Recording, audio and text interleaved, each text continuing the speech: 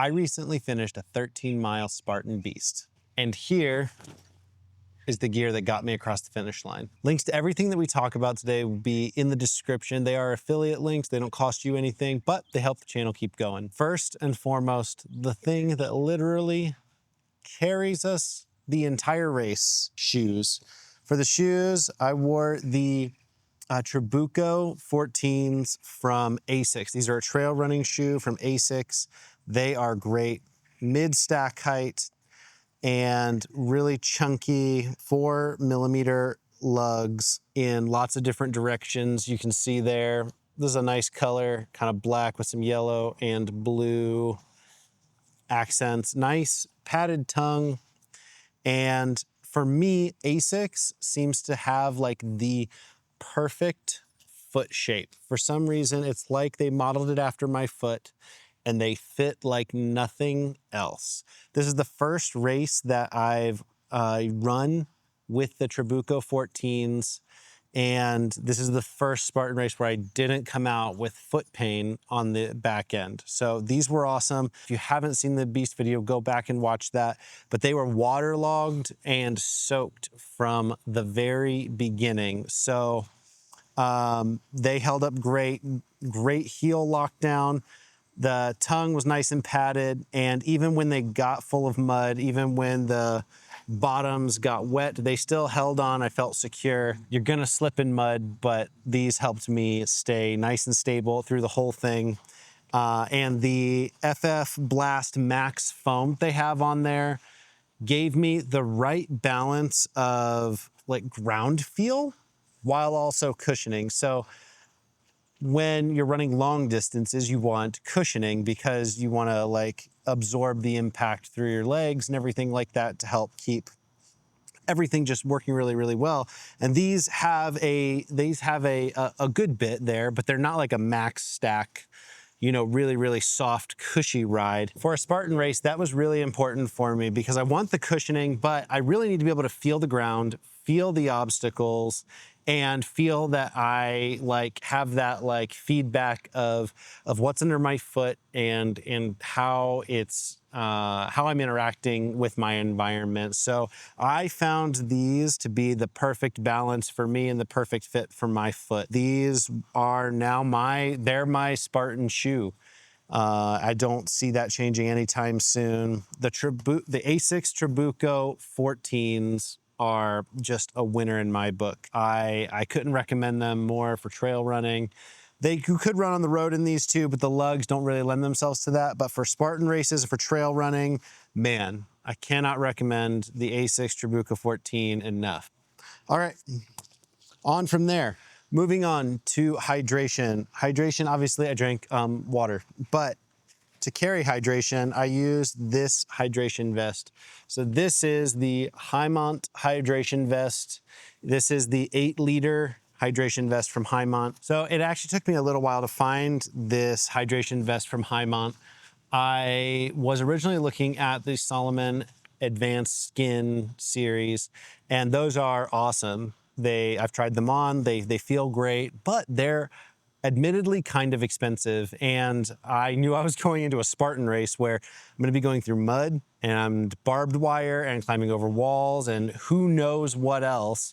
And it was really hard to like justify spending $250 on a hydration vest that I knew I was about to drag through the mud and, you know, barbed wire and things like that, and not really have any guarantee that it was gonna come out on the other side whole. So I looked at the shape of it and the layout of the pockets and the way it fit me, and I tried to then find something else that had very similar pocket layout, very similar use case, and that's where I found this Hymont vest. Again, the link will be below. I used it with two 500 milliliter soft flasks up front. It can also take a 2-liter water bladder in the back if you prefer the Camelback style. I did not use that for this race, but I will in hiking and trail running in the future. This was perfect because I could keep my water accessible. I could drink from it without taking the flasks out, and the flasks came out easily enough to refill at a water station and then go right back in, no problem. This also let me strap on, I was filming with a GoPro on just a little flexible tripod, and I was able to actually like kind of stick it in one of these open pockets and then lash the top of it with one of these bungees. And this worked really, really well to keep it out of the way when I wasn't using it and easy to access when I needed it. So this has a lot of great features that I really, really enjoyed, found useful. Zippered pockets, open pockets, different mounting points for trekking poles, or in my case, tripod and GoPro. And it held up well, and it was somewhere around $80 instead of $250, which meant I did not feel bad about like dragging it through the mud, dragging it under barbed wire. One thing that I also found with this is these quick release straps made it really easy, where if I was gonna climb over a wall, I could just pop it off, drop it, and then put it back on really easily as I jogged away without even thinking about it. Didn't have to sit there and mess with a bunch of stuff. And as my water emptied and it got looser, I could even just tighten it up really easily from those straps as well. So it turned out to be really, really versatile. It also has a backpack portion here that is zippered shut, and it's got room to carry other essential gear. It's not a ton of space, but it will carry some nutrition or your phone or anything else that you wanted with you, but you don't need like super accessible because you can't reach it while you're wearing it. But this is where I carried my next essential piece of gear, and that was this guy. This is the ProTech Athletics IT band strap. So it's a elastic and foam kind of strap, and it's got a little nub right there that the idea is that you press this onto your IT band and then you wrap it around and secure it to put some pressure up here above your knee on that IT band to help keep it from irritating those nerves and from causing any weird stuff in your knee. So this is literally what saved my race. At mile 6 or so, my knee started getting a little sore, and so I started moving slower, stopped, did some stretches, did some hip and glute activation, things like that to try and stave off any issues. Right about mile 7 and a half, it got just so bad. There's this big electric shock kind of pain that you get with IT band syndrome, and that's what was happening. It makes it almost impossible to run. It makes it really difficult even to walk. And then if you're not careful, it can become hypersensitive. And then those kinds of big electric shock things will just keep going off again and again and again, and you can't run. So this went on at about mile 7 and a half.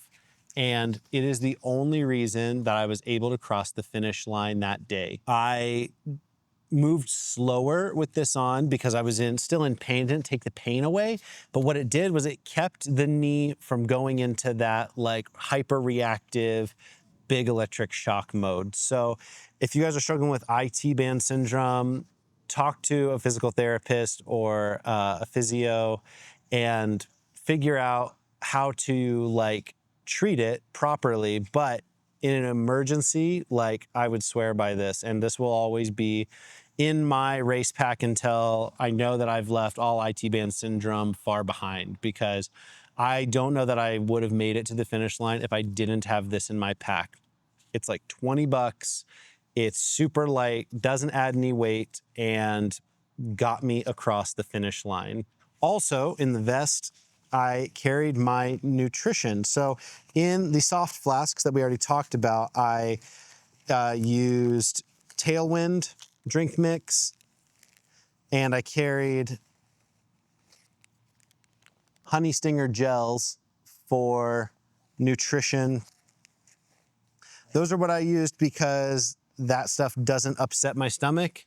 But we'll do a whole nother video on nutrition strategy for the Spartan Beast and similar races. Some other notable mentions, the Apple Watch Series 4 helped me keep an eye on time, and also tried to track with Strava, but it actually like paused weirdly partway through. Make sure your auto pause is off.